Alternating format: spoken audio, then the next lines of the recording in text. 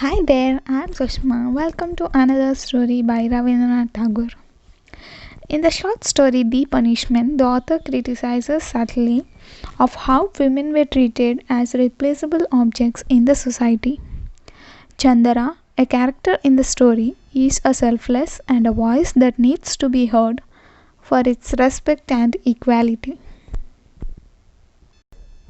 When the two brothers Dukiram Roy and Chidam Roy set out in the morning with axes in their hands to work as daily laborers, their two wives were hurling insults and abuses at each other. But like other natural noises, the neighbors had become used to this shouting. As soon as they heard them, they would say to one another, "There they go again." There was nothing unexpected about their quarreling every day. This was just their normal, undeviating behavior. Just as nobody questions the rising of the sun in the east, nobody in the neighborhood was curious about why the two sister in laws started quarreling in the morning each day. There is no doubt that the discord between the two wives affected the two husbands more than it did their neighbors. But even the two brothers did not consider it to be a serious problem. The two brothers considered domestic life as a long journey on a bullock cart, and the ceaseless creaking noises and jerking movements of springless wheels is natural, necessary part of their journey. In fact, on the days when their home was quiet and heavy silence hung over it, they were afraid that some unnatural, unforeseen danger was about to happen. They did not know what to expect. On the day when our story begins, the two brothers returned home just before evening, tired from their labors. The house was utterly still. The heat outside was stifling. In the evening, there was a slight shower and heavy clouds still hung overhead. There was not a breath of wind in the air.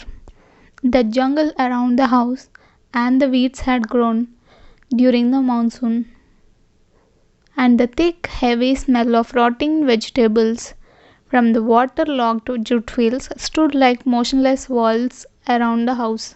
In the distance, the Padma, swollen with monsoon rains and overhung with new clouds, looked ominous.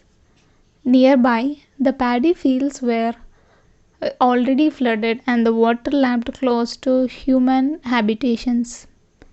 The force of the sweeping waters had uprooted a few mango and jackfruit trees, whose roots clawed the empty air like fingers desperately outspread to clutch something firm.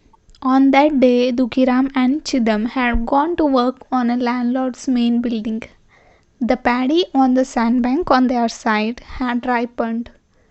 All the poor peasants were busy harvesting the rice from their own fields, or were working in the rice fields of other farmers before the monsoon rain completely inundated the sandbanks.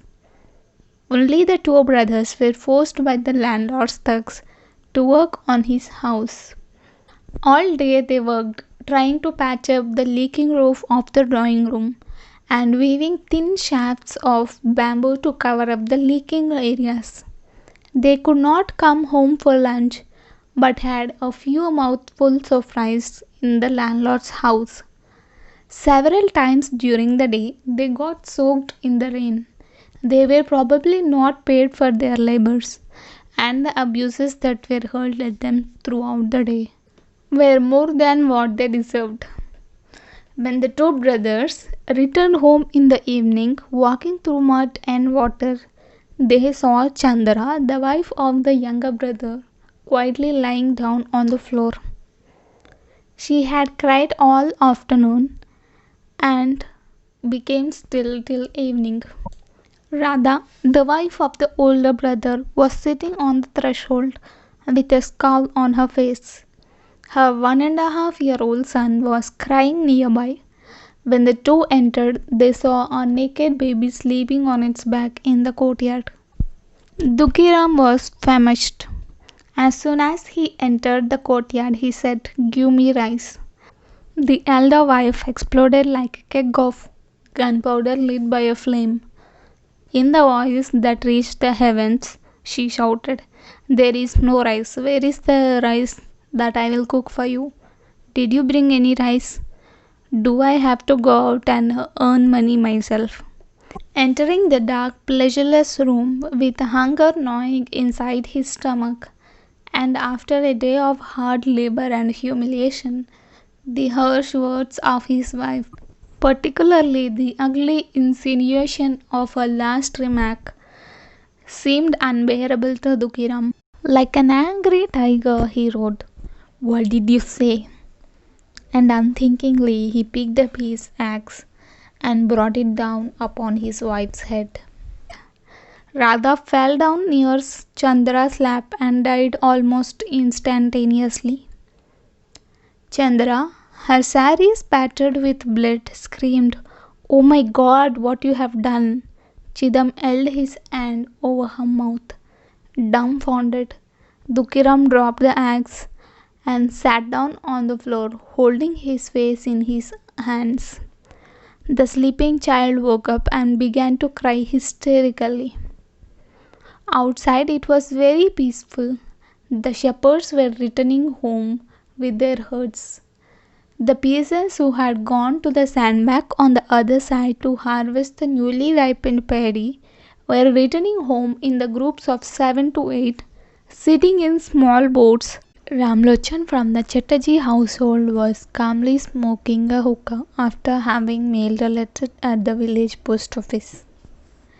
He suddenly remembered that Duki, his tenant, owed him a lot of rent. He had promised to pay a part of it today. Having decided that Duki must have returned home now, Ramlochan threw his shawl over his shoulder, picked up his umbrella, and walked outside. As soon as he entered the house of the brothers, a shiver ran down his spine. The lamp had not been lit, and in the dark a few